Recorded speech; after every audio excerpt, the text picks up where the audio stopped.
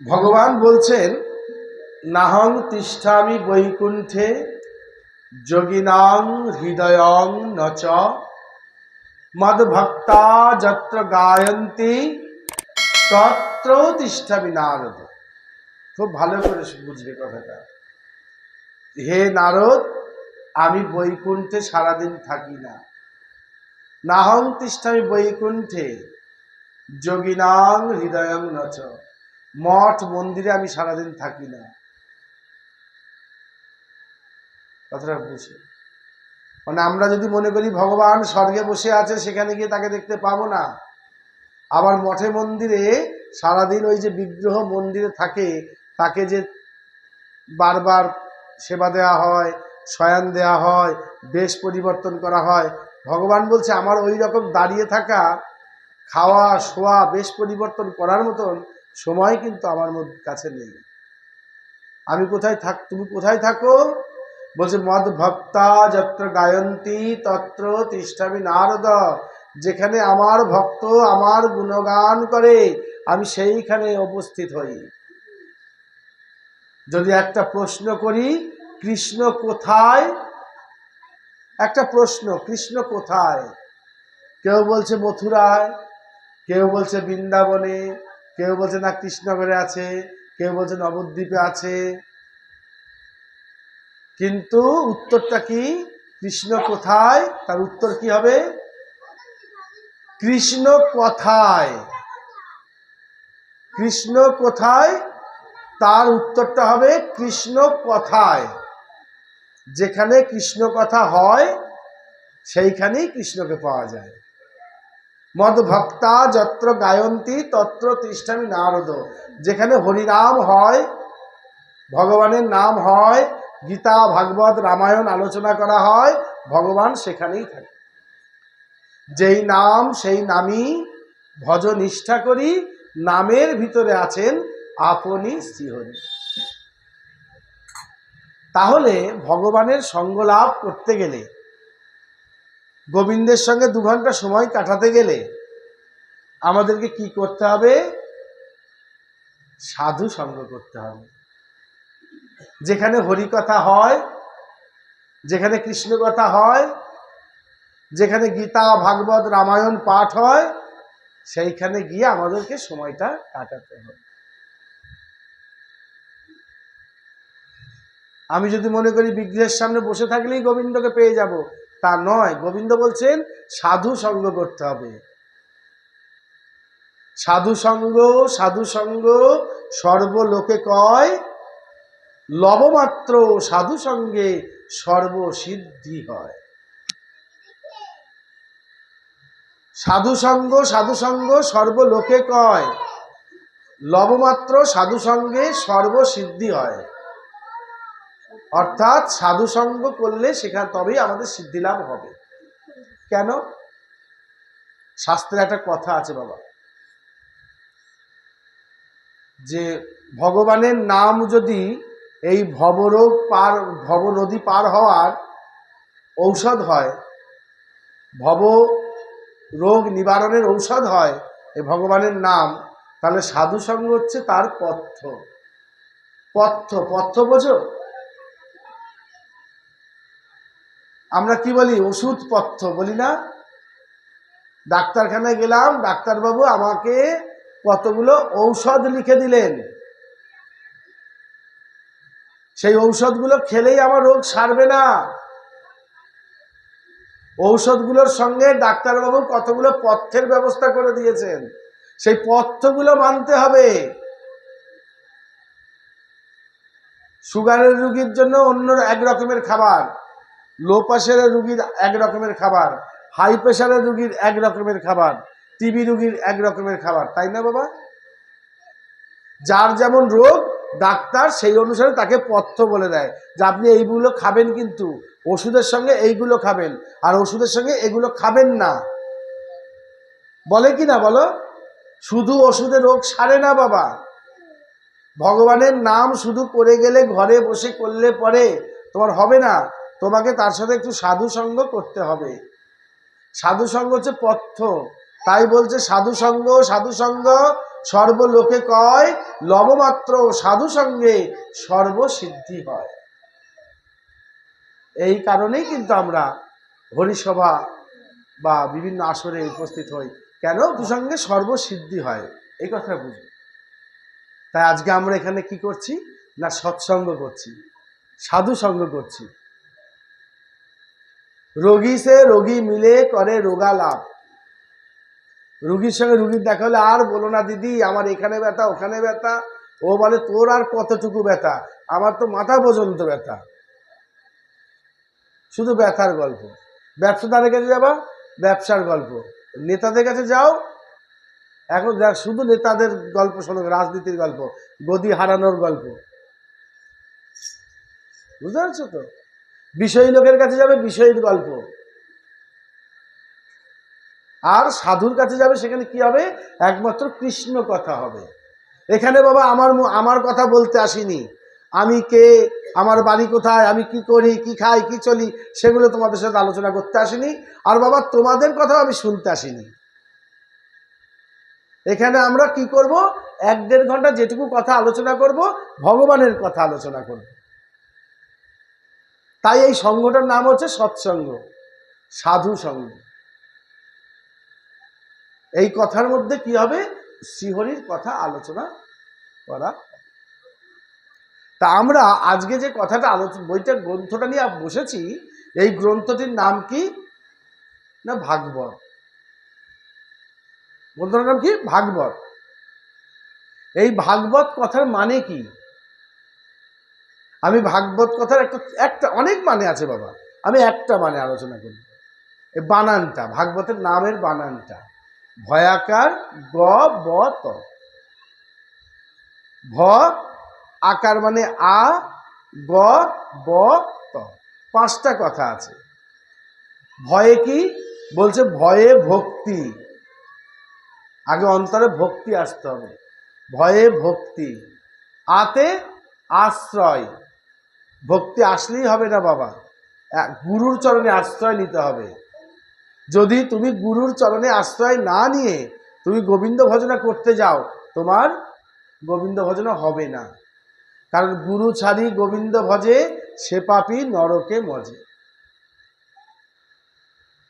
আশ্রয় করিয়া ভজে, তারে কৃষ্ণ নাহি ত্যাজে। আশ্রয় নিতে হবে। কিরকম? ভালো করে বুঝবা আশ্রয় কেন নিতে হয়। তুমি ডাক্তার হতে চাইছো, তাহলে তুমি কোথায় যাবা? মন্দিরে যাবা না ডাক্তার যেখানে পড়ে সেখানে যাবা?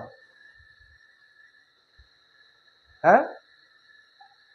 তুমি ইঞ্জিনিয়ার হতে চাইছো, তাহলে ইঞ্জিনিয়ারের কলেজেই তো যাবা, সেখানে তো পড়াশোনা করে আসবা। তুমি নাচ শিখবা, তাহলে নাচের স্কুলে যাবা নাকি এমনি স্কুলে যাবা? যেটাই শিখতে চাও তুমি, রান্না শেখা থেকে বিউটি পার্লারের কাজ শেখা পর্যন্ত, যে যেখানেই যাবা, একজনকে গুরু ধরে নিয়ে তোমাকে শিখতে হবে। তাই যে ভজনার পথে এগোবা, তোমাকে গুরু ধরে ভজনার পথে এগোতে হবে। তাই বলছে আশ্রয় করিয়া ভজে, তারে কৃষ্ণ নাহি ত্যাজে। তো ভয়ে ভক্তি, আতে আশ্রয়। গয়ে কি? গয়ে জ্ঞান। বতে বৈরাগ্য, তয়ে ত্যাগ। এই 5টা জিনিসের কথা ভাগবতের মধ্যে আছে। ভক্তির কথা আছে, গুরুর কাছে আশ্রয় নেওয়ার কথা শেখানো আছে, কিভাবে আশ্রয় নিতে হয়, কিভাবে জ্ঞান উৎপন্ন হয়, কিভাবে মনের মধ্যে বৈরাগ্য আসে, কিভাবে ত্যাগ করতে শিখি আমরা। কারণ যতক্ষণ ত্যাগ না করতে পারবো, ততক্ষণ আমরা কোনোদিন ভগবানের কাছে এগোতে পারবো না। শ্যাম রাখি না কুল রাখি, এইভাবে কখনোই শ্যামের কাছে যাওয়া যাবে না। কৃষ্ণ ভজনা করতে গেলে কি হবে? লাজ লজ্জা নষ্ট হয়ে যাবে, লোকের ভয় থাকবে না, সংসারের ভয় থাকবে না, হারানোর ভয় থাকবে না। শুধু একটাই চিন্তা, কখন তাকে পাবো, কখন তাকে পাবো, এই যে চিন্তা, অষ্টসাত্ত্বিক ভাব দেখা দেয় তার মধ্যে। সেই বৈরাগ্য বা ত্যাগ না আসলে কখনোই সিদ্ধিলাভ হয় না। ভোগে ভোগান্তি, ত্যাগে শান্তি, ত্যাগাৎ শান্তি নিরন্তরম। ত্যাগ।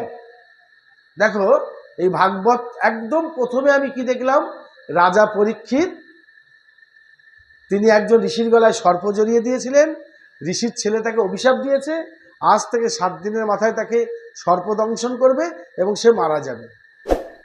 রাজা কি করলেন, না সঙ্গে সঙ্গে চিন্তা ভাবনা করলেন তাহলে 7 দিন পর যখন মারা যাব তাহলে আর সংসার দরকার নেই। তিনি সঙ্গে সঙ্গে ছেলেকে সিংহাসনে বসিয়ে দিলেন, বউ বাচ্চা যারা ছিল তাদেরকে ডাক দিলেন, বলে বাবা শোন, তোরা এবার সংসার চালা, আমি যখন অভিশাপ হয়েছে 7 দিনের মাথায় আমি সাপের কামড়ে মারা যাব, তাহলে আমি সংসার ছেড়ে দিলাম, ঠিক আছে, আমি এখন চললাম। বলে সোজা গিয়ে একদম গঙ্গার তীরে আসন পেতে বসে পড়লেন, ত্যাগ করে দিলেন সবকিছু এক মুহূর্তে। রাজা কোনো কথা ভাবলেন না, মরবো যখন চলো, সোজা গিয়ে বসে পড়লেন। বিভিন্ন সাধু গুরু বৈষ্ণবরা, ঋষিরা, ব্রাহ্মণরা, পণ্ডিতরা সেখানে উপস্থিত হলেন। রাজা তাদেরকে একটা কথাই বললেন, আমার এই জীবনে আর 7 দিন মাত্র আয়ু আছে, আমার আর 7 দিন আয়ু আছে বাবা, এই 7 দিনের মধ্যে কি এমন ভালো কাজ আছে যেটা করলে ভগবানের কৃপা পাওয়া যায়, আমি এই 7 দিন কিছু একটা ভালো কাজ করতে চাই, তোমরা বলো কি করতে হবে। কেউ বলছে কি কাঠ আনেন, ঘি আনেন, যজ্ঞ করি, কিচ্ছু হবে না আপনার। রাজা ঋষিরা বলছে এমন মন্ত্র বলবো সাপ সব শেষ হয়ে যাবে, সাপে কামড়াবে না। কেউ বলছে ব্রাহ্মণ ভোজন দেন, কেউ বলছে গরু দান করুন, নানান রকমের মতের সৃষ্টি হচ্ছিল। উনি কিন্তু সংসার ছেড়ে এসে গঙ্গার তীরে বসেছেন, ত্যাগ করে এসেছেন। সেখানে উপস্থিত হলেন আর একজন ত্যাগী মানুষ, তিনি কে, ব্যাসদেবের পুত্র সুখদেব। সংসার তিনি ছেড়ে দিয়েছেন, সংসারে কোনো কিছুর প্রতি তার মায়া নেই, পিতা মাতা সংসার কারো জন্য তার কোনো দুঃখ নেই, জগৎ সংসারে তিনি সর্বদাই ঘুরে বেড়ান, বিচরণ করেন সর্বত্র। কিরকম দেখতে, বলছে 16 বছরের যুবকের মতন সুঠাম চেহারা দেখতে, ইয়ং ছেলে, পরনে পোশাক নাই, উলঙ্গ, লজ্জাও নেই তো, লজ্জাও ছেড়ে দিয়েছে তো, ত্যাগ। লজ্জাটাও তো একটা ধরে রাখার জিনিস না, ত্যাগ করলে লজ্জাও চলে যায় তখন। লোভ নেই, ক্রোধ নেই, রাস্তা দিয়ে আসতে ছেলেপেলেরা ঢিল মারছে, খ্যাপা বলছে, ও রাগ করছে না, নেই তো, রাগও তো নেই, লজ্জাও পাচ্ছে না, কিন্তু বিশাল চেহারা, সুন্দর দেখতে, হেঁটে আসছে, গাটা ধুলো ধুলো ভাব, বহু দূর থেকে হেঁটে এসেছেন। যখন সেই সভার মাঝখানে পৌঁছালেন, কি হলো, বলছে জ্যোৎস্নার আকাশে যখন চাঁদ ওঠে তখন যেমন তারাগুলোকে দেখা যায় না, ওই সুখদেব যখন সেই আসরে এসে উপস্থিত হলেন, সমস্ত যারা ছিলেন তারা সবাই চুপ হয়ে গেছে। কিরকম চুপ হয়েছে, বলছে একটা পিন পড়লে সে শব্দটা শোনা যাবে, একদম চুপ। সবাই ওই সুখদেব গোস্বামীকে রিকোয়েস্ট করছেন, অনুরোধ করছেন যে আপনি আমাদেরকে কিছু বলুন যে কি করা যায়। একজন ত্যাগী মানুষকে আর একজন ত্যাগী মানুষ জিজ্ঞাসা করছে, পরীক্ষিত সব ত্যাগ করে এসেছেন আর সুখদেব তো সর্বত্যাগী, বলছেন কি করা যায়। তখন সুখদেব বলছেন যে দেখুন, আমি বেশি কথা বলবো না, আমি একটা ছোট্ট কথা বলি। আমি যখন আমার মাতৃগর্ভে ছিলাম, অর্থাৎ মায়ের পেটে, তখন আমার বাবা আমার মায়ের সাথে কিছু গল্প করেছিল, হরিকথা আলোচনা করেছিল, আর সেইগুলো শ্রবণ করে আমি আজকে এই সাধু হয়ে গেছি, মুক্ত হয়ে গেছি, আমাকে এই জগতের মায়া স্পর্শ করতে পারে নাই। তা আমার মনে হয় ওই যে হরিকথা, এই হরিকথার থেকে শ্রেষ্ঠ আর কিছু জগতে হতে পারে। আপনারা যদি বলেন তাহলে আমি সেই হরিকথা আপনাদেরকে বলতে পারি। সঙ্গে সঙ্গে তাকে আসন করে দেওয়া হলো। সুখদেব গোস্বামী সে আসনে বসলেন এবং 7 দিন ধরে ভাগবত কথা আলোচনা হয়েছিল। 7 দিন ধরে ভাগবত কথা আলোচনা হয়েছিল এবং সেই ভাগবত শ্রবণের পরে মৃত্যুর দেবতা হাজির হয়েছিলেন, সেই সর্প হাজির হয়েছিল, তার মৃত্যু চলে যাচ্ছিল, কিন্তু পরীক্ষিত রাজা বললেন না না, মরণকে আর ভয় পাই না, যখন আমি বাড়ি থেকে এসেছিলাম একটু একটু মৃত্যুর ভয় ছিল, ভাগবত শোনার পর আর মৃত্যুর ভয় আমার নেই। আপনারা সবাই কৃপা করুন আমি যেন আরামসে গোবিন্দের ধামে, নিত্য ধামে চলে যেতে পারি, আমার মধ্যে আর সেই ভয় নেই। জয় জয় ভাগবত প্রেমানন্দে, হরি হরি বলবান, হরি বল হরি বল।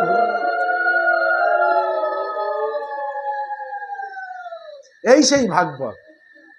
যতক্ষণ মনের মধ্যে ত্যাগ না আসবে, বৈরাগ্য না আসবে, ভক্তি না জাগবে, ততক্ষণ পর্যন্ত আমরা ভক্ত হতে পারবো না। আজকে এই ভাগবতের মধ্যেই নবম স্কন্ধে, ভাগবত হচ্ছে দ্বাদশ স্কন্ধ, 12টা অধ্যায় ভাগ আছে, 365টা অধ্যায় আছে, 12টা স্কন্ধ আছে, 18,000 শ্লোক আছে ভাগবতে। তার মধ্যে আমি নবম স্কন্ধের একটু কথা আজকে আলোচনা করব, কারণ সেই কথাটুকু আলোচনা না করলে মনে হয় আমাদের অপরাধ হবে। কেন? এই নবম স্কন্ধে ভগবান শ্রী রামচন্দ্রের কথা উল্লেখ করা হয়েছে। আমরা যে রামায়ণ শুনি, সে রামায়ণের রামচন্দ্রের জীবনী বা কথা এই ভাগবতের নবম স্কন্ধে আছে। আর আজকে কোন তিথি মা? দিনটা আজকে ওনার পড়েছে, কিন্তু তিথিটা কার আজকে? ভগবান রামচন্দ্রের জন্মতিথি, আবির্ভাব তিথি। আর এই রাম কে? রাম কে গো? যেই কৃষ্ণ সেই রাম, কিন্তু এদের কাজ একটু আলাদা। অন্তরে তিনি রাম রূপে বাস করেন, আর বাহিরে কৃষ্ণ রূপে আকর্ষণ করেন। য কর্ষতি স কৃষ্ণ, আর য রমতি স রাম। যিনি হৃদয়ে বসে রমণ করেন তিনি হচ্ছেন রাম। এই যে আমাদের দেহগুলো চলছে, এই যে আমরা চলে ফিরে বেড়াচ্ছি, কেন? আমাদের দেহের মধ্যে আত্মা বাস করে, পরমাত্মার একটা অংশ আত্মা রূপে আমাদের দেহের মধ্যে বাস করে। সে আত্মাটা দেহ থেকে বেরিয়ে গেলে আমরা মারা যাব, তাই তো? তাই তো মা? সে আত্মাটার কি নাম জানো? সে আত্মাটার কি নাম জানো? আত্মাটার নাম হচ্ছে রাম। আমি বলছি না, তোমরাই বলো আত্মা রাম, বলো না? আত্মা কৃষ্ণ বলেছো, বলছো আত্মা রাম। হৃদয়ের অন্তরস্থলে যিনি বাস করেন তিনি রাম, যিনি ঘরের মধ্যে বাস করেন তিনি রাম। আত্মারাম আমরা বলি না, ভয়ে আত্মারাম খাঁচা ছাড়া হয়ে গেছিল, ভয়ে আমার আত্মারাম হারিয়ে গেছিল, বলি না? আত্মারাম, আত্মারূপে রাম। তবুও বলছি, আমি বলছি বিশ্বাস করবে কেন? বিশ্বাস করবে না। তাহলে এক কাজ করো, তোমার হৃদয় থেকে রামকে বের করে দাও, দেখো তোমার দেহটা কি হয়। মা বলো, দেহের মধ্যে রাম আছে আমি বললাম তো, তুমি বিশ্বাস নেই, তাহলে রামকে বের করে দাও, রামকে উল্টে দাও, দেখো কি হয়। রয়াকর্ম রাম উল্টো করে লেখো তো, রয়াকর্ম রাম উল্টো করে লিখলে কি হয়? মরায়কার মরা। তাহলে তুমি কখন মরা হবে?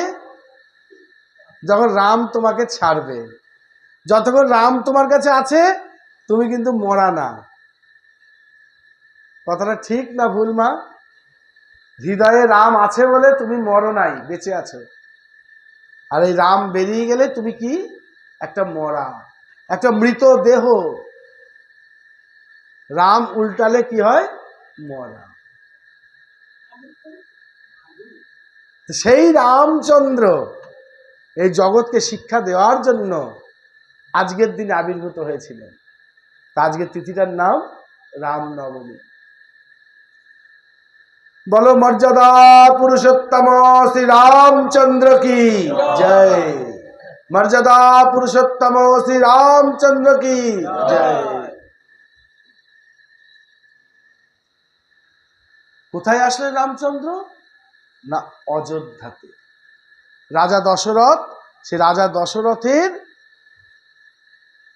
পুত্র হিসাবে ভগবান 4টে রূপে জন্ম নিলেন, রাম, লক্ষ্মণ, ভরত, শত্রু। ভগবান যখনই আসেন বা আবির্ভূত হন, তখনই তিনি 4টে রূপে আবির্ভূত হন। কথাটা বুঝবে মা, ভগবান যখনই আসেন 4টে রূপে আসেন। আজকে ভগবান শ্রীকৃষ্ণ যখন এসেছেন, সেখানেও 4টে রূপ, শ্রীকৃষ্ণ, বলরাম, অনিরুদ্ধ, প্রদ্যুম্ন। এদের মধ্যে ভেদ করা যায় না। প্রদ্যুম্ন শ্রীকৃষ্ণের পুত্র, অনিরুদ্ধ আর হচ্ছে বলরাম আর কৃষ্ণ, চতুর্ভুজে তিনি আসেন। আবার রাম, লক্ষ্মণ, ভরত, শত্রু। আমাদের জগতের প্রথম যখন কোনো জীব সৃষ্টি করা হচ্ছিল, তখন যে যাদের সৃষ্টি করা হচ্ছে তারাও ছিলেন 4 জন, সনক, সনন্দ, সনাতন, সনত কুমার। ভগবান চতুর্ভুজে এসে আমাদের সঙ্গে আবির্ভূত হন। তাই রামচন্দ্র, আজকে যে রামচন্দ্রের জন্ম, আমরা কি বলি? রঘুপতি রাঘব রাজারাম, রঘুপতি বলি। কেন? রঘুকুলে তার জন্ম হয়েছিল। আর রঘুকুলের একটা নিয়ম আছে। রঘুকুলের একটা নিয়ম কি? রঘুকুল রীতি সদা চলিয়াই, প্রাণ যাই তব বচন না যাই। মানে এরা যদি কাউকে কথা দেয়, কথা রাখবে, জীবন চলে গেলেও কথা খেলাপ করবে না। রঘুকুল রীতি সদা চলিয়াই, প্রাণ যাই তব বচন না যাই। কথার খেলাপ হবে না। এই রঘুকুল। সে রঘুকুল কোথা থেকে এসেছে? আমরা জানি ভগবান বিষ্ণু, তার নাভিপদ্ম থেকে ব্রহ্মার সৃষ্টি হলো, তাই তো মা? একটু চেপে বসে, ওনারা দেখতে, মুখটা দেখতে পাবে। ব্রহ্মাজির সৃষ্টি হলেন। সেই ব্রহ্মাজির পরপর তো দেবতাদের সৃষ্টি করলেন, মানব, দানব, দৈত্য সবাই আস্তে আস্তে সৃষ্টি হলো। ব্রহ্মা থেকেই তো সৃষ্টি হলো। সেই ব্রহ্মার 40তম অবতার হচ্ছে, মানে বংশধর হচ্ছে রাম। ব্রহ্মার পুত্রের নাম ছিল মরীচি। অনেক পুত্র আছে, তার মধ্যে একজন পুত্রের নাম মরীচি। সে মরীচির পুত্র কাশ্যপ, কাশ্যপের পুত্র বিকুক্ষী, বিকুক্ষীর পুত্র কুক্ষী, কুক্ষীর পুত্র ইক্ষ্বাকু, ইক্ষ্বাকুর পুত্র মনু। যেই মনু মহারাজ এই যে সমাজটাকে পরিচালনা করেছেন, যার মনুর পুত্র বলে আমাদেরকে বলা হয় মানব, সেই মনুর পুত্র যে বিবস্বান, সূর্যদেব, তার পুত্র যে বান, তার পুত্র হচ্ছে অনেন বা অনন্য।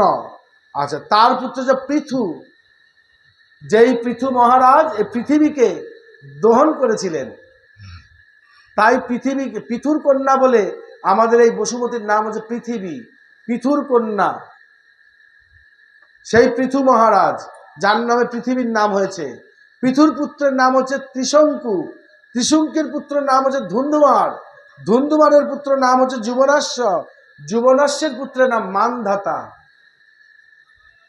দেখো কত উপর থেকে নামছে, রামের উপরের বংশগুলো বলছেন।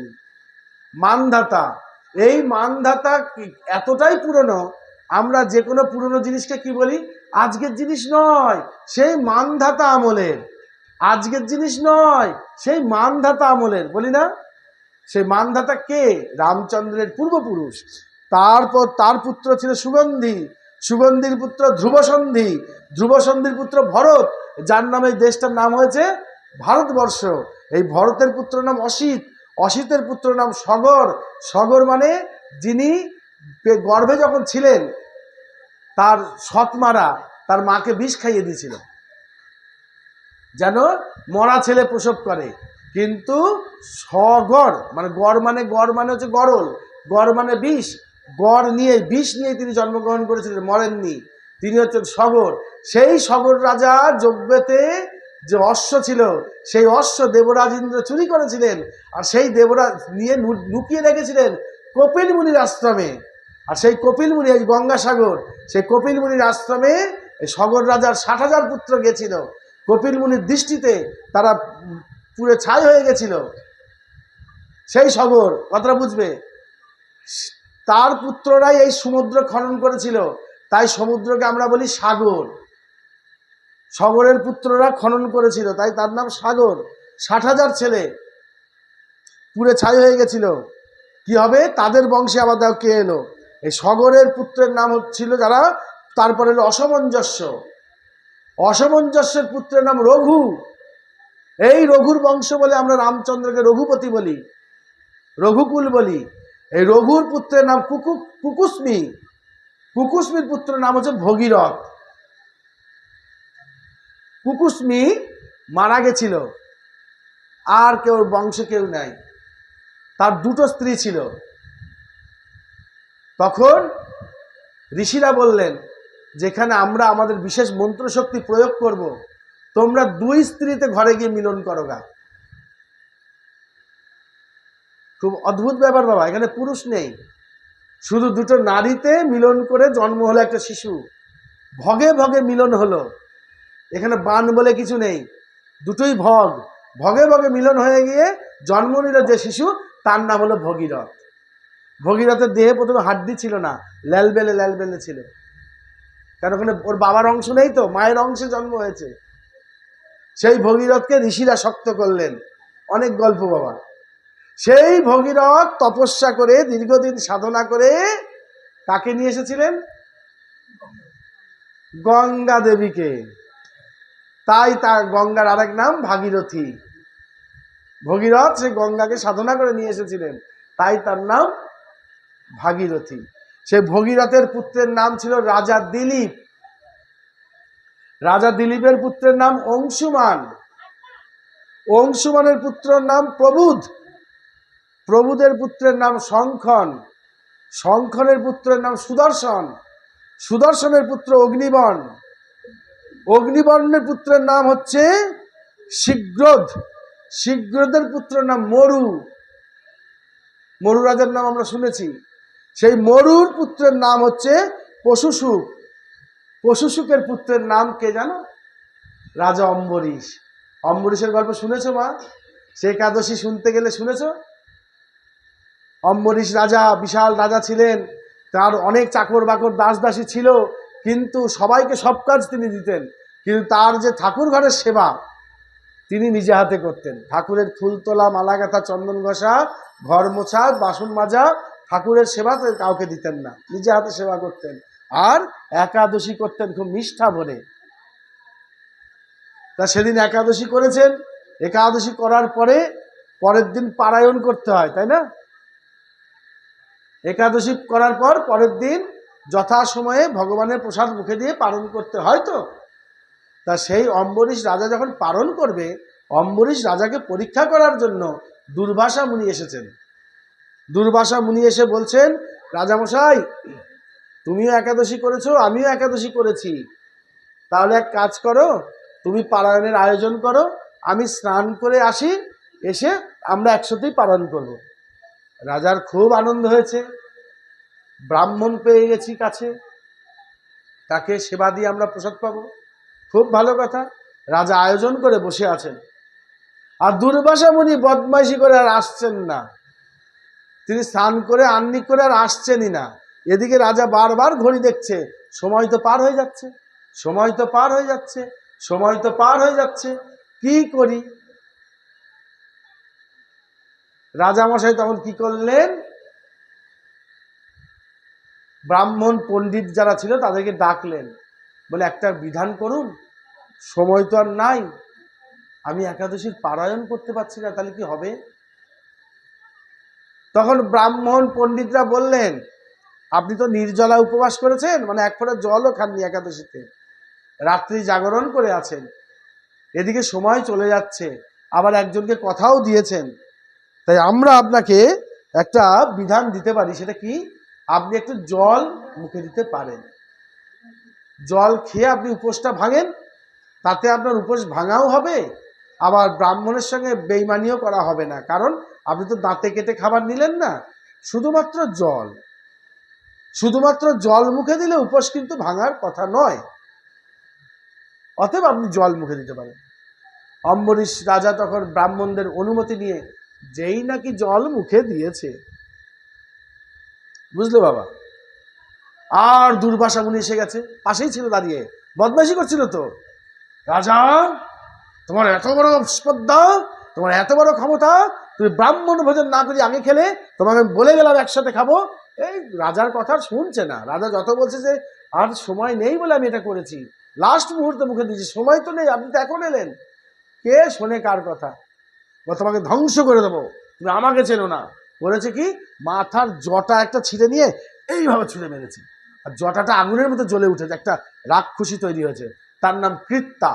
বলছে যা, এ রাজার সব শেষ করে দে, খেয়ে নে। রাজাকে খেতে যাচ্ছে তখন কৃত্তা, ভয়ঙ্কর রাক্ষসী। আর ভগবান অনাদির আদি গোবিন্দ, তিনি তো পরম দয়ালু, তিনি ভক্তবৎসল। তার ভক্তকে এইভাবে কেউ অত্যাচার করলে সেটাকে তিনি মেনে নেবেন? তিনি সঙ্গে সঙ্গে কি করেছিলেন? সুদর্শন চক্র পাঠিয়ে দিয়েছেন। সুদর্শন, আমার ভক্তকে রক্ষা করো, আর সমস্ত শত্রু এমনকি দুর্বাসাকেও তুমি শেষ করে দিয়েছো। আর সহ্য হচ্ছে না আমার। ভগবানকে আপনি অত্যাচার করুন, গালমন্দ করুন, যাই খুশি বলুন, ভগবান কিছু মনে করবে না, বাচ্চা বলে আপনাকে ছেড়ে দেবে। কিন্তু একটা কথা জানেন, বৈষ্ণব অপরাধ কখনো ক্ষমা হয় না। কখনোই ভগবানের ভক্তকে যেন কোনোদিন ব্যথা দেবেন না, তাহলে কিন্তু আপনার ক্ষমা নেই। ভগবানের কাছে হাজার অপরাধ করেন গা, ভগবান কিচ্ছু বলবে না, ক্ষমা করে দেবে। কিন্তু ভগবানের ভক্ত যেন ব্যথা না পায়, এটা মনে রাখবেন। কারণ ভগবান বলছেন, ভক্ত আমার মাতা, ভক্ত আমার পিতা, ভক্ত আমার মাতা পিতা, ভক্ত আমার গুরু। ভক্তের ইচ্ছা পূর্ণ করি বলেই আমার নাম বাঞ্ছা কল্পতরু। সেই ভক্তকে চটালে হবে না। এইবার সুদর্শন চক্র এসে কৃত্তাকে তো কেটেই ফেলেছে, সব শরীরে দুর্বাসাকে তাড়া করেছে। দুর্বাসা মুনি ছুটছে ছুটছে ছুটছে, আর সুদর্শন চক্র তার পিছন পিছন ছুটছে। কত ছুটতে পারো ছোট? দুর্বাসা মুনি স্বর্গ মত্ত পাতাল সব ছুটেছে, ইন্দ্রের কাছে চলে গেছে, ব্রহ্মার কাছে গেছে, মহাদেবের কাছে গেছে, কেউ রক্ষা করতে পারবে না। না, বিষ্ণু চক্রের হাত থেকে আমরা রক্ষা করতে পারবো না, সুদর্শন চক্রের কাছ থেকে কেউ রক্ষা করতে পারে না। তুমি ভগবানের কাছে যাও, যদি ভগবান রক্ষা করেন।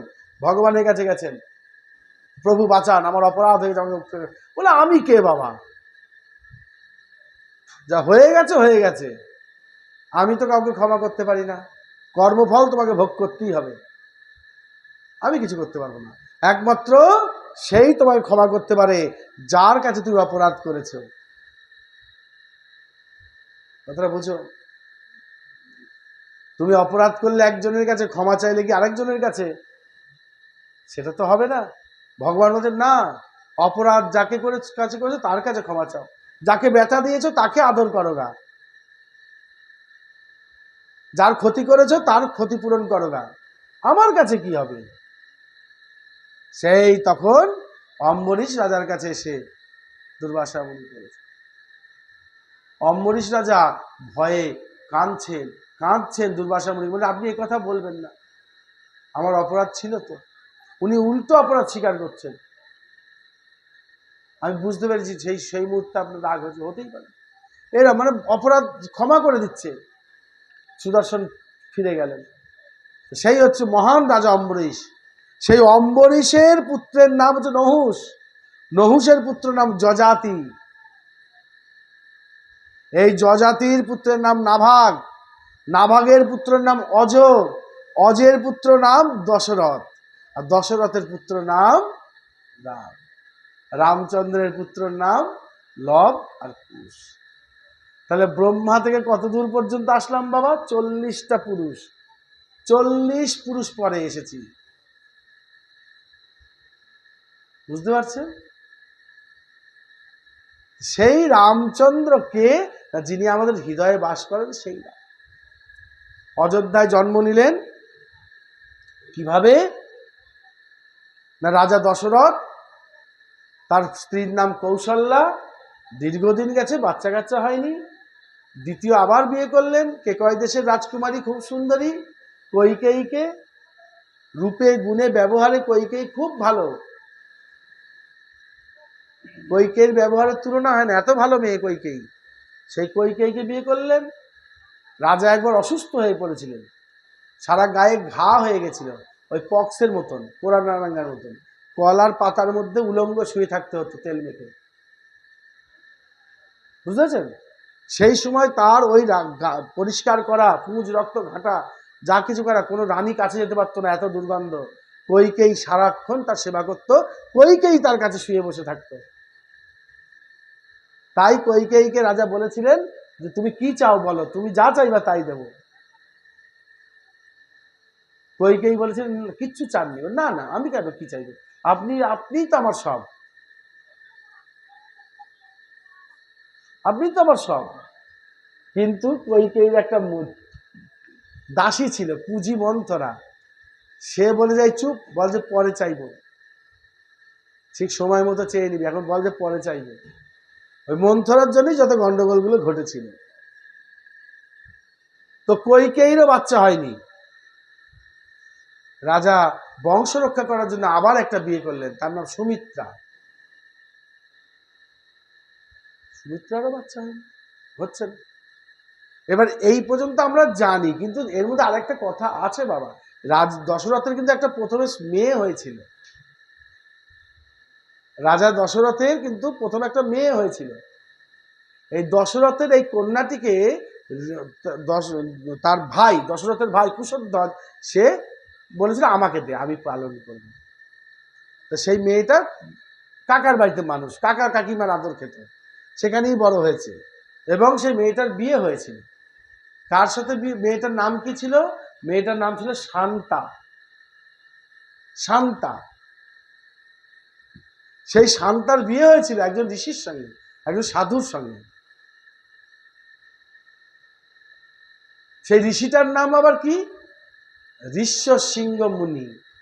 মানে ওই এক হরিণের পেটে সাধুটার জন্ম হয়েছিল। একটা হরিণ অমোঘ বীর্য পান করে ফেলেছিল, দিয়ে সেই তাতে তার গর্ভে মানুষের সন্তান এসে গেছিল। একটা সাধু জন্ম নিয়েছিলেন ঋষ্যশৃঙ্গ মুনি, নামকরা মুনি। তিনি হয়েছেন ওই শান্তার বর। আর তার পরিচয় কিরকম? তার মাথায় একটা শিং ছিল। হরিণের পেটে জন্মেছিল তো, তাই মাথায় একটা ছোট্ট হরিণের মতো একটা শিং ছিল। আর বাকি সবই মানুষ। তা রাজার যখন বাচ্চা হচ্ছে না, তখন ঋষিরা বললেন এক কাজ করেন রাজামশাই, অগ্নিষ্টম যজ্ঞ করুন, পুত্রেষ্টি যজ্ঞ করুন, যেন আপনার পুত্র সন্তান হবে সেই যজ্ঞ করুন। তখন রাজা বললেন তাহলে ঠিক আছে, যা খরচ খরচা আমি করবো। কোন ব্রাহ্মণকে দিয়ে ভালো করানো যায় সেরকম পণ্ডিত আপনারা বলে দিন, সেইভাবে হবে। তখন সবাই বললো আপনার ওই জামাই ভালো পারে, ঋষ্যশৃঙ্গ মুনি ভালো পারে। সেই তখন জামাইকে আনা হলো বাড়িতে আদর করে। জামাই এসে যজ্ঞ করেছিল, বুঝলো তো? দেখবো যে ট্রেনে বাসে ধাঁধা বিক্রি করে, বই বিক্রি হয়, যে জামাই এলো বাড়িতে, শাশুড়ি গর্ভবতী হলো। এটা কোনো খারাপ কথা না, এটা কথা হচ্ছে জামাই বাড়িতে এলো মানে দশরথের জামাই এসেছিল, ঋষ্যশৃঙ্গ মুনি। তিনি যজ্ঞ করেছিলেন। সেই যজ্ঞে অগ্নিদেব হাতে করে পায়েস নিয়ে উঠেছিল, চরু প্রসাদ, যেই প্রসাদ নিয়ে গিয়ে তোমার রানীদের খেতে দাও, তোমার রানীদের বাচ্চা হবে। ব্যাস। রাজা কি করেছেন? পায়েসটা নিয়ে দুই রানীকে ভাগ করে দিয়েছেন, কৌশল্যাকে আর কৈকেয়ীকে। সুমিত্রাকে দেয়নি। কেন দেয়নি? দুটো কারণ হতে পারে, তিনটে কারণ হতে পারে। একটা কারণ হতে পারে যে কৌশল্যার বয়স হয়েছে, কৈকেয়ীর বয়স হয়েছে, সুমিত্রা তো আমার নতুন বউ, ওর তো এখনো বয়স হয়নি, বলা যায় না, ওর তো বাচ্চা হতেও পারে, দাঁড়া না, বাচ্চা মেয়ে দুদিন পরেই হবে, এখন দেব না, এটা হতে পারে। আবার এমনও হতে পারে, ভাবতে পারে যে দুই বউরই যদি পেটে বাচ্চা থাকে, তাহলে আমার সেবা যত্ন করবে কে? তাহলে থাক, ছোট বউ আমাকে সেবা যত্ন করবে, থাক। বুঝতে পেরেছ? তাই ছোট বউকে দেয়নি, দুই বউকে দিয়েছে, দুই রানীকে। এবার দুই রানী যখন খেতে যাবে, এদের খুব ভাব, ছোট বউর মুখটা কালো হয়ে রয়েছে। ছোট বউর মুখ কালো দেখে দুই রানী বলে তুই ওর মুখ কালো করে আছিস কেন? বলে আমাকে দিল না, তোমাদের দিল। ও তাই কি হয়েছে, আমরা তোকে দেবো নে। এবার বড় রানী অর্ধেক দিল, মেজরানি অর্ধেক দিল। ভালো করে বুঝবা, একটা টাকা দুটো ভাগ করলাম, 8 আনা 8 আনা করে। এবার ওই 8 আনা 8 আনা যারা পেল, তারা আবার আরেকজনকে 4 আনা 4 আনা করে দিল। কার বেশি হলো এখন? হ্যাঁ, ছোট বউর বেশি হয়ে গেল। অর্ধেক করে তো রাজা দিয়ে দিয়েছে 2 বউকে, এরা আবার অর্ধেক করে 2 রানীকে দিয়েছে।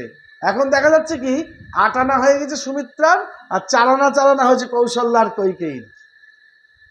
ফলে কি হলো, 4টে ছেলে জন্মালো, ছোট বউয়ের যমজ ছেলে, ডবল ছেলে হয়েছে। কৌশল্যার পুত্রের নাম রামচন্দ্র, কৈকেয়ীর পুত্রের নাম ভরত। সুমিত্রার 2টো পুত্র হলো, কি নাম? লক্ষণ আর শত্রু। লক্ষণ আর শত্রুঘ্ন 2টো পুত্র হলো, ঠিক আছে। এখন যেহেতু 2 বউয়ে ভাগ ভাগ করে পায়েস দিয়েছিল বলে, ওই 2 ছেলে এদের 2 বউয়ের বাচ্চার পিছন পিছন ঘোরে। লক্ষণ ঘোরে রামের সাথে সাথে, শত্রু ঘোরে ভরতের সাথে সাথে। দেখো 2 বউয়ের যে 2 বাচ্চা হয়েছে, 2 বাচ্চা আবার এই 2 মায়ের পেছন পেছন থাকে।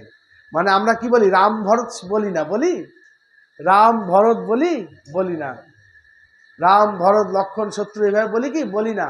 আমরা কিভাবে বলি? রাম লক্ষণ ভরত শত্রু। রামের পর ভরত সেজো ভাই, এই লক্ষণ সেজো ভাই, ভরত হচ্ছে মেজো ভাই, শত্রুঘ্ন ছোট ভাই। তো চতুর্ভুজে তারা 4 জন আবির্ভূত হলেন। ভালো কথা। এই রামচন্দ্র ধীরে ধীরে বড় হলেন। জনক রাজার কন্যা মিথিলার রাজকুমারীর তোমার সীতা দেবীর সাথে তার বিবাহ হলো, এবং জনক রাজার আরও যে ভাইদের কন্যা ছিল, তাদের 4 ভাইয়েরই সেখানে বিয়ে হয়ে গেল। হ্যাঁ, লক্ষণের স্ত্রীর নাম ছিল উর্মিলা, ভরতের স্ত্রীর নাম ছিল মান্ডবী, আর শত্রুঘ্নের স্ত্রীর নাম ছিল সুতকীর্তি। এসব বিবাহ হয়েছিল। তারপর তো আমরা জানি রামচন্দ্র পিতার আজ্ঞা পালন করার জন্য ওই যে মেজমা কুজি মন্থরার কুপরামর্শে পড়ে রামচন্দ্রকে বনে পাঠানোর ব্যবস্থা করেছিলেন, ভরতকে রাজা করবেন। কিন্তু রামচন্দ্র বনে গেছিলেন, ভরত শত্রু মামার বাড়ি ছিল, তারা সেখান থেকে ফিরে এসে মাকে ভর্ৎসনা করেছে, এবং রামকে বনে পাঠিয়ে তার বাবার এত দুঃখ হয়েছিল যে বাবা সেদিন মারাই গেছিল। আর ভরত কোনোদিন সিংহাসনে বসেননি। তিনি রামচন্দ্রের খড়মটা মাথায় নিয়ে রামচন্দ্রের কাছ থেকে ফিরে এসেছিলেন বন থেকে। অনেক বড় গল্প তো, তাই অল্প কথা বলছি। এসে কি করেছিলেন? অযোধ্যায় ঢোকেননি, অযোধ্যাতেই ঢোকেননি। অযোধ্যার কাছে একটা গ্রাম আছে, গ্রামটার নাম নন্দীগ্রাম। সেই নন্দীগ্রামে ভরত একটি নতুন করে ঘর বাড়ি তৈরি করে নিয়ে সেইখানে বসে প্রজাদেরকে শাসন করতেন। আর সিংহাসনে থাকতো কে? রামের পাদুকা। এদের এত মিল ছিল। যাই হোক, এই রামচন্দ্র হচ্ছেন অশেষ গুণনিধি, কৃপানিধি। এই রাম নামের মহিমা অনেক। শাস্ত্র বলছে, একবার রাম নামে যত পাপ হরে, জীবের সাধ্য নাহি তত পাপ করে। যত বড়ই পাপী হোক না কেন, একবার যদি মৃত্যুকালে রাম নাম স্মরণ করতে পারে, তাহলে তার উদ্ধার হয়ে যাবে। আমরা যেমন বলি বলো হরি হরি বল, বলো হরি হরি বল। দেখবে হিন্দুস্তানিরা বা বাইরের লোকরা তা বলে। ওরা বলে কি? রাম নাম সত্য হ্যায়, রাম নাম সত্য হ্যায়, রাম নাম সত্য হ্যায়, বলে না? রাম নাম সত্য। এই জগতে একটা নামই সত্য, সেটা রাম নাম। মহাদেব তার পঞ্চমুখে রাম নাম গান, পঞ্চমুখে রাম নাম গান ত্রিপুরারী। সারাদিন রাম নাম করছে। রামের এত অশেষ অশেষ অশেষ কৃপা। রামচন্দ্র যখন সেতু বন্ধন করছিলেন, তখন হনুমানরা তো পাথর আনছে, গাছ আনছে, সবকিছু আনছে, সেতু বাঁধছে। তো কাঠবিড়ালিদেরও ইচ্ছা হয়েছে যে আমরা প্রভুকে সাহায্য করব। কাঠবিড়ালিরা কি করছে? জলে যাচ্ছে, গা ভিজাচ্ছে, সমুদ্রের পাড়ে উঠে আসছে, বালিটা গড়াগড়ি করে গায়ে বালি মেখে দিচ্ছে, ওই ব্রিজের মধ্যে গিয়ে এরম করে গা ঝাড়া দিয়ে বালিগুলো ফেলছে, আবার চলে আসছে সমুদ্রের নোনা জলে, আবার ডুব দিচ্ছে, গা ভিজাচ্ছে, আবার উঠে আসছে, বালিতে গড়াগড়ি করে সেই বালিটা নিয়ে গিয়ে ব্রিজের মধ্যে ঝাড়া দিচ্ছে, মানে ব্রিজ বাদ, ওরাও সাহায্য করছে, গায়ে করে করে বালি নিয়ে যাচ্ছে, বালি দিয়ে ব্রিজ করবে। এবার হনুমানদের পায়ের তলায় পড়ছে, কিচকিচ করে লাগছে, হনুমানরা তুলে তুলে আছাড় মারছে। তাই কাঠবিড়ালি গিয়ে রামচন্দ্রের কাছে নালিশ করেছে যে প্রভু, আমাদের তোমার সেবা করতে দিচ্ছে না, আমরা ছোট বলে কি আমাদের সেবার অধিকার নাই? হনুমান নিরাম আমাদের ফেলে দিচ্ছে। রামচন্দ্র সঙ্গে সঙ্গে হনুমানদের ডাকলেন, এই তোমরা দিকে, আমার এই ভক্ত ছোট বলে এর কোনো অধিকার নেই। কত কষ্ট করছে ভাবো তো, দিনের মধ্যে 1000 বার সে জলে গিয়ে স্নান করছে, ওই নোনা জলে ও বাঁচবে? ও নিজের বাঁচার চিন্তা করছে? তোমরা তো শক্তি আছে, বড় বড় পাথর এনে ফেলছো, যার শক্তি আছে সে বহু কিছু করতে পারে। আপনি বাবা কোটিপতি, কীর্তনে আপনি 10,000 টাকা দান করেছেন, কিন্তু একটা গরিব মানুষ ভিক্ষা করে এনে যদি 3 কেজি চাল ঢেলে দেয় রান্নার কাছে, তার দানটা কি দান নয় মা? বলো তো। গরিব মানুষ কিছু নেই, একটা ফুলের মালা তুলে ঠাকুরকে দিয়েছে, বা তুলসী মঞ্জরি, তুলসী পাতা নিয়ে গিয়ে কীর্তনের আসরে সেবার কাছে দিয়েছে, সেটা কি দান নয় মা? সবজি বানিয়ে দিচ্ছে, এঁঠো পরিষ্কার করছে, সেটা দান নয়? তুমি টাকা দিয়েছো, কিন্তু সেটা তো তোমার আছে বলে দিয়েছো, না থাকলে কোথা থেকে দিতে?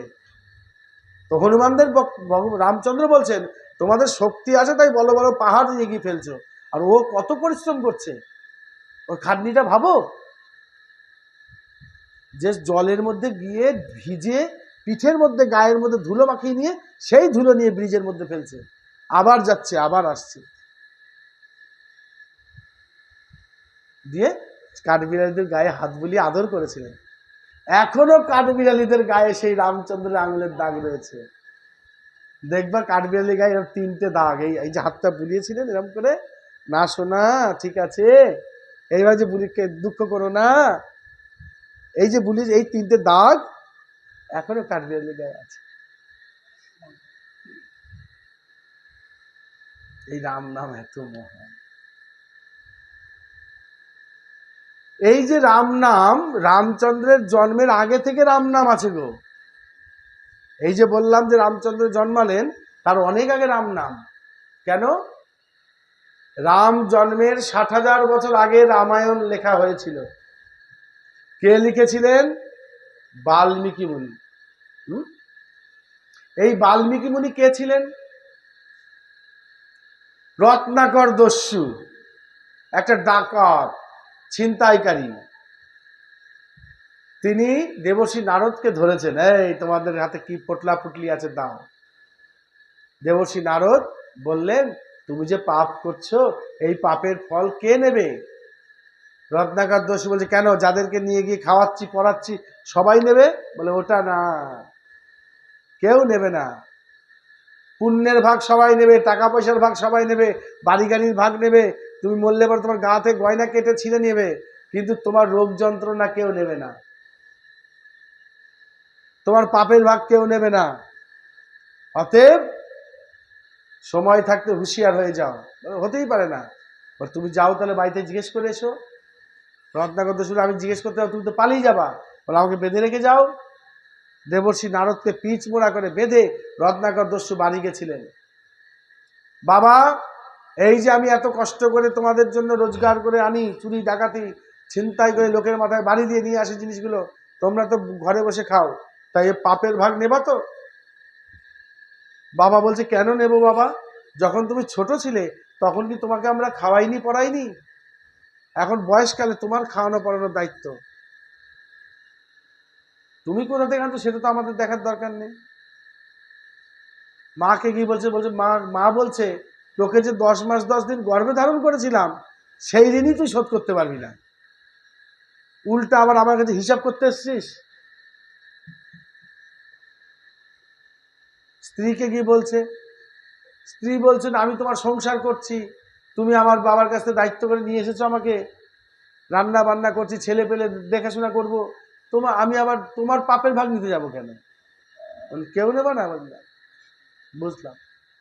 রত্নাকর দস্যু ফিরে আসলেন, এসে ঋষিকে বলছে, ঋষি আমার বুঝতে পেরা হয়ে গেছে, এখন যা পাপ করেছি আমাকে উদ্ধার করো, কি করব বলো। তখন দেবর্ষি নারদ দেখলেন যে পাপকে কি করে উদ্ধার করা যায়, তাই বললেন তুমি রাম নাম জপ করো। তো রাম বলবে কি করে, সারা জীবন মার্ডার করেছে আর মরা দেখেছে।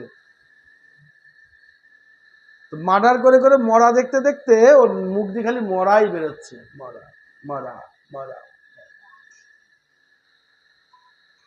নারদজি কি বললেন, ওতেই হবে, ওতেই হবে, তুই সোজা করেই ডাকো আর উল্টো করেই ডাকো, ডাকছো তো তাকেই, যেই রাম সেই মরা, উল্টালে মরা, অসুবিধা নেই, চলো তুই মরাই বলো। তাই তুলসীদাস একটা কথা লিখলেন যে वाल्मीकि के नाम से निकला यह परिणाम, শ্রদ্ধা होना चाहिए तुम मरा कहो या राम। শ্রদ্ধা করে ভগবানকে তুমি যা খুশি ডাকো, শ্রদ্ধাটা হওয়া চাই। তো বাল্মীকি মুনি সেই রত্নাকর দস্যু এই বসে বললেন মরা মরা মরা মরা মরা মরা, জপছে। কতদিন জপছে ঠিক নাই, জপতে জপতে জপতে জপতে তার গায়ের এখানে উই পোকার বাসা হয়ে গেল, এইবার উই ঢিপি হয়ে গেছে। উই ঢিপির মধ্যে থেকে সে তখন জপছে, ওই মরা মরা বলতে বলতে কখন জীব উল্টি রাম হয়ে গেছে, রাম রাম রাম রাম রাম রাম রাম রাম রাম রাম রাম রাম রাম। একদিন সিদ্ধি লাভ করলেন, উঠে দাঁড়ালেন, কত হাজার বছর পর তার ঠিক নাই, উঠে দাঁড়ালেন। হ্যাঁ, ওই যে ঢিপিটা ভেঙে গেল, তার ভেতর থেকে বেরোলো রত্নাকর দস্যু, না রত্নাকর দস্যু না, ওই ঢিপিটা তো একটা গর্ভ, মায়ের গর্ভ থেকে রত্নাকর দস্যু বেরিয়েছিল, ওই ঢিপির গর্ভ থেকে বেরোলো বলে এখন ওই ঢিপির ছেলে। ওই ঢিপিকে সংস্কৃত ভাষায় কি বলে, বলমিক। ওই ঢিপিকে সংস্কৃত ভাষায় বলে বলমিক, তাই এর নাম হয়ে গেল এখন বাল্মীকি। বলমিকের বাসা থেকে বেরিয়ে আসলো, তাই এর নাম হয়ে গেল বাল্মীকি। যেমন আমাদের গঙ্গা দেবীর একটা নাম হচ্ছে জাহ্নবী, গঙ্গা দেবীর একটা নাম হচ্ছে জাহ্নবী। কেন জাহ্নবী, মানে গঙ্গা দেবী যখন ভগীরথের সঙ্গে আসছিলেন স্বর্গ থেকে নেমে, সব ভাষাতে ভাষাতে আসছিলেন, তো ওখানে একটা মুনির আশ্রম ছিল, সে মুনিটার নাম হচ্ছে জন্যুমুনি। জন্যুমুনির আশ্রম ছিল, সে আশ্রম ভাসি দিয়ে চলে যাচ্ছে, একদম ঘর বাড়ি গোয়াল ঘর রান্নাঘর ঠাকুর ঘর সব ভেসে চলে গেল, বুঝলে তো, সে বন্যার বানের মতো হরকা বান। জন্য রাগ হয়ে গেছে, ধ্যান করছে, কেড়ে এত রাগ হয়ে গেছে, সঙ্গে সঙ্গে জল তুলে নিয়ে চুমুক বেড়ে খেয়ে নিয়েছে, ব্যাস গঙ্গা নেই। এত বড় গঙ্গাকে ঋষিদের কত ক্ষমতা দেখুন, জন্যমুনি গন্ডুসে পান করে ফেলেছিলেন। এইভাবে হাত চুবিয়ে টান দিয়ে শু করে সমস্ত গঙ্গাধার পেটে চলে গেছে। ভগীরথ এসে চরণে আছাড় খেয়ে পড়েছে, হায় হায় আপনি কি করলেন, আমরা যে 7 পুরুষ ধরে সাধনা করছি গঙ্গাকে আনতে পারছি না, অনেক কষ্ট করে আনলাম, তারপর মহাদেবকে সাধনা করলাম, মহাদেব কৃপা করলেন, তারপর আজকে গঙ্গাকে এনেছি, সেই গঙ্গা আপনি এই করে দিলেন। আমার 60,000 বংশধর উদ্ধার করতে হবে, কপিল মুনির আশ্রমে আমি নিয়ে যাব, সাগরের সঙ্গে গঙ্গাকে মিলন করাবো, আপনি কে কি করলেন। জন্য বলছেন তাই তো বটে, তাহলে কি করা যায়, বের করে দেন। বলে বের তো করতে পারবো, কিন্তু সেখান দিয়ে বের করলে তো আর গঙ্গা পবিত্র থাকবে না, মুখ দিয়ে বের করলে তো এঁঠো হয়ে যাবে না, নাকের ফুটো দিয়ে বের করলে পোঁটা হয়ে যাবে, চোখের জল দিয়ে বের করলে হবে না, কান দিয়ে বের করলে ময়লা হয়ে যাবে, পাছা দিয়ে লিঙ্গ দিয়ে বের করলে মলমূত্র হয়ে যাবে, 9টা দ্বার আছে আমাদের, তাহলে আমি কোথা দিয়ে কি করি, তাই তো। তখন জন্য বলল ঠিক আছে নাও, করলেন কি, কোষাকুষি ছিল আহ্নিক করার, কোষাকুষিটা নিয়ে নিজের থোড়ার মধ্যে এইভাবে মারলেন, হ্যাঁ, আর এইখান দিয়ে ফিনকি দিয়ে গঙ্গা বেরিয়ে আসলো।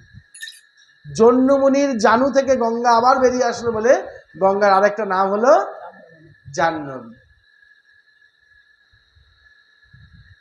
তাই এই বাল্মীকি মুনি 60,000 বছর আগে কি নামে দীক্ষা হয়েছিল, রাম নামে। তখন তো রাম জন্মায়নি, 60,000, হ্যাঁ, তার তখন তো রাম জন্মায় নাই, তাহলে এই নাম তো আজকে নয় বাবা, এটা বুঝতে হবে। অযোধ্যায় জন্মালো রাম, সে তো দাশরথের পুত্র রাম, ঠিকই আছে, কিন্তু সেই রাম যে রাম বলেই রাম নাম যে নতুন তা নয়, রাম নাম পুরনো। তাহলে রাম নাম কত পুরনো, সেটাই কথা হচ্ছে যে রাম নাম আজকের নয়। যেমন ভগবান শ্রীকৃষ্ণের একটা নাম আমরা কি দেখি, বাসুদেব, তাই না? খুব ভালো করে বুঝবেন, এগুলো আমাদের অনেক ভালো করে না ঘাটলে এগুলো বোঝা যায় না। ওই জন্য আমি বললাম না যে 1 ঘন্টা 1.5 ঘন্টা যেটুকু কথা বলবো চুপ করে শোনেন, কিছু হয়তো নতুন কথা পেলেও পাওয়া যাবে, আর চঞ্চল হলে পাওয়া যাবে না। ভগবান শ্রীকৃষ্ণের একটা নাম দেখবেন বাসুদেব। তো সবাইকে যদি জিজ্ঞেস কেন বলো তো বাসুদেব, তখন সবাই কি বলবে, বসুদেবের পুত্র তাই তার নাম বাসুদেব। কথা ঠিক তো মা? বসুদেবের পুত্র তাই তার নাম বাসুদেব, ভালো কথা, আমি মেনে নিলাম, অবশ্যই বসুদেবের পুত্র তার নাম বাসুদেব। কিন্তু ধ্রুব মহারাজ যখন সত্যযুগে মধুবনে সাধনা করতে গেছিল, বাবা মায়ের ওপর দুঃখ পেয়ে, হ্যাঁ, তখন ধ্রুব মহারাজকে এই নারদ মুনি দীক্ষা দিয়েছিলেন, আর ধ্রুব মহারাজ ওই বনে বসে সেই মন্ত্র জপ করেছিলেন। কি মন্ত্র? ওং নমঃ ভগবতে বাসুদেবায়, ওং নমঃ ভগবতে বাসুদেবায়, ওং নমো তখ ভগবতে বাসুদেবায়। তখন কিন্তু নন্দদুলাল জন্মায়নি, তখন কিন্তু যশোদা দুলাল জন্মায়নি, তখন দেবকী নন্দনও জন্মায়নি, তখন এই বসুদেবের পুত্র বাসুদেব জন্মায়নি। সত্য যুগে ধ্রুব মহারাজকে নাম দেওয়া হয়েছিল বাসুদেব। কেন? ভগবানের একটা নাম হচ্ছে বাসুদেব, ভগবানের একটা নাম হচ্ছে বাসুদেব। বাসুদেব মানে কি? বাসুদেব মানে হচ্ছে য সর্বত্র বসতে, যিনি সব জায়গায় বাস করেন তার নাম বাসুদেব। সবার মধ্যে সব জায়গায় যে আছে, বাস করছে, এই দেয়ালটার মধ্যে যে আছে, বাসুদেব। প্রহ্লাদ মহারাজ বলেছিলেন না, হ্যাঁ এই থাম্বার মধ্যে আমার ভগবান আছে, নৃসিংহদেব বেরিয়ে আসলেন। তো বাসুদেব সর্বত্র যিনি বিরাজ করেন তার নাম বাসুদেব। আমাদের এই জগৎটা কি দিয়ে তৈরি? পঞ্চভূতের তৈরি এই জগৎ। আমাদের এই জগৎটা পঞ্চভূতের জগৎ। তো কি কি আছে বাবা? পঞ্চভূতের নামগুলো একটু বলো দেখি। এই জগতে 5টা জিনিস দিয়ে এই পৃথিবীটা তৈরি, এই জগৎটা চলছে, পঞ্চভূতের জগৎ। কি কি? ক্ষিতি, অপ, তেজ, মরুত, বম। ক্ষিতি, অপ, তেজ, মরুত, বম। ক্ষিতি মানে মাটি, হ্যাঁ, অপ মানে জল, তেজ মানে আগুন মানে তাপ, মরুত মানে বাতাস, বোম মানে আকাশ। এর বাইরে আর কিছু নাই, যা আছে এই পঞ্চভূত। আর ভগবান, এই কথাটার মানে কি? ভ গ ব আ ন, ভ গ ব আ ন, ভগবান হলো। ভ মানে কি? ভূমি, গ মানে কি? গগন, ভগ, ব মানে বায়ু, আ মানে আকাশ, ন মানে নীল, জল। তাহলে এই যে পঞ্চভূত, ক্ষিতি, অপ, তেজ, মরুত, বোম, 5টা ভূতের কথা বললাম। আবার ভগবান সেই 5টা ভূতের মধ্যেও তো সে ভগবান রয়েছেন। আমরা যাকে ভগবান বলছি সেও তো এই 5টা ভূতের মধ্যেই মিশে আছে। ভ গ ব আ ন, নয়ে নীর, নীর মানে জল, যেটাকে কেউ বলছে অপ, কেউ বলছে নীর বা জল। মরুত মানে বাতাস, বয়ে বাতাস, হ্যাঁ, আতে আকাশ, গয়ে গগন, এই আতে আগুন, গয়ে গগন, ভয়ে ভূমি, মিলে গেল। দেখো ভগবান কোথায় তাহলে? ভগবান কোথায়? রজনীকান্তের গান আছে, আছো অনল নীলে চির নভ নীলে ভূধর সলিলে গহনে, আছো বিটপিলতায় জলধের গায় শশী তারকায় তপনে, আমি নয়নে বসন বাঁধিয়া ঘুরি আধারে ফিরি গো ঘুরিয়া। আমি চোখে কাপড় বেঁধে ভগবান খুঁজছি।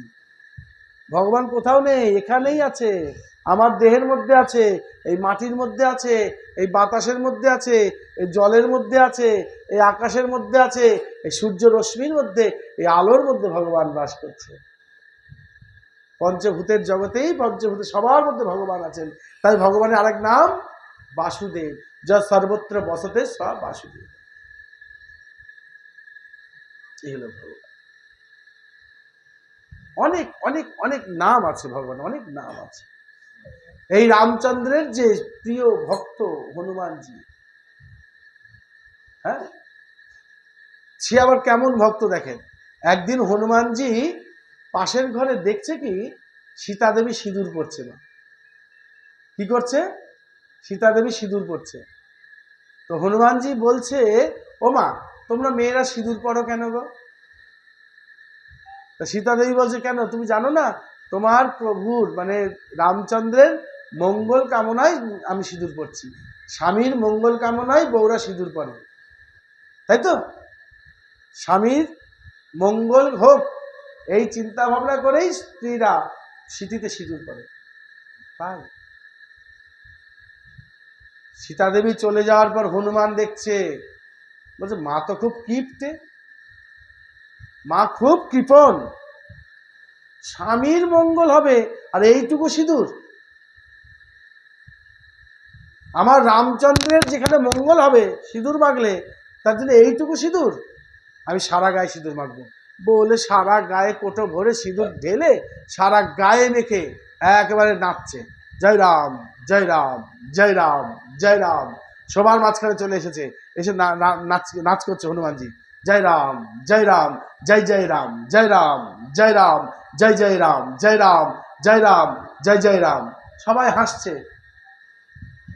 হনুমানের কাণ্ড দেখে সবাই হাসছে। সব জয় হনুমান, এ কি হাসছে? হনুমান তো আনন্দ করে নাচছে। রামচন্দ্র, এই তোমরা হাসছো কেন? ওর কাছে আগে কারণটা জিজ্ঞাসা করো। তখন হনুমানজি বলছেন, আমি দেখলাম সীতা মা কপালে এইটুকু সিঁদুর পরে। কেন পরে জিজ্ঞেস করলাম, বলছে আমার প্রভুর মঙ্গলের জন্য পরে। আরে আমার প্রভুর যেখানে মঙ্গল হবে সেই সিঁদুর আমি একটুখানি কেন পরবো? আমি সারা গায়ে মাখবো। আর আজ নয়, তোমরা হাসো আর গাও যাই করো, সারা জীবন আমি মাখবো। এখনো মা যেখানে হনুমান মন্দির আছে গিয়ে দেখে আসবা, সব সিঁদুর মাখিয়ে দেয়। তোমার ঘরেও যদি হনুমান মূর্তি থাকে, হনুমানের ছবি থাকে, মা সিঁদুর মাখিয়ে দাও। কেন? হনুমানজি খুশি হয়। কেন খুশি হয়? যে আমার প্রভুর মঙ্গল হবে, আমার প্রভুর মঙ্গল হবে। অনেক বড় কথা মা, সময় নেই, এখানেই বিশ্রাম রাখবো। যাই হোক, হ্যাঁ, ভুল ত্রুটি ক্ষমা করো। হ্যাঁ, এই ভাগবত কথা হরি হরি অনন্ত, হরি কথা অনন্ত, এর কখনোই মানে বলে শেষ করা যায় না। যাই হোক,